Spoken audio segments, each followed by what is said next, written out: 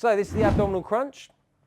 We've got some adjusters. So the first one we've got is the weight pin. So this control, really important one, because this controls how much you're lifting. Now when you first start out, it's always better to probably err on the side of caution and go for something a little bit lighter, because it's much better for your ego if you give the exercise a go and you think, oh, I can lift a bit more, and you move that pin up, rather than having to move it back down because it's too heavy for you. We want to focus on good technique and good form first, so let's go for something nice and easy. We've also got these, and these are basically supports or straps that go over your shoulders to ensure that when you are lifting, it's coming from the abs. Okay, so I'm going to demonstrate.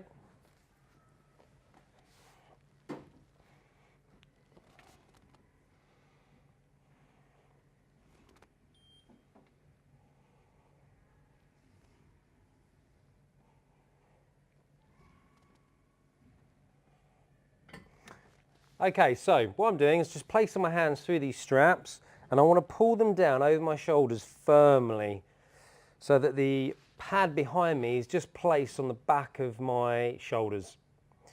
Then I'm going to flex from my abdominals, and I'm just going to crunch forwards, raising that weight stack under control and then lowering it back down under control.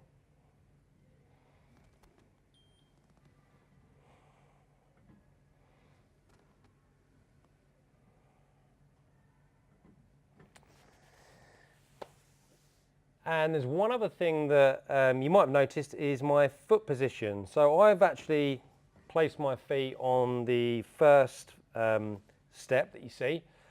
If your legs are slightly shorter, you might find it more comfortable to place them there. So that's the main difference, just longer legs there, shorter legs there.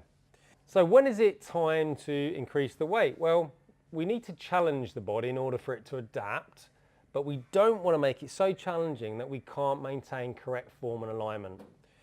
Now, when you finish your set, if your form is perfect, you know, the technique is good, and you feel like you could have done several more repetitions, then it's going to be too easy. So move that pin down, make it that bit harder.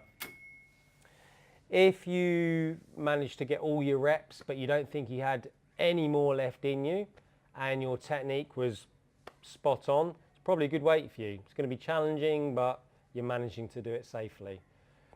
So that's the abdominal crunch.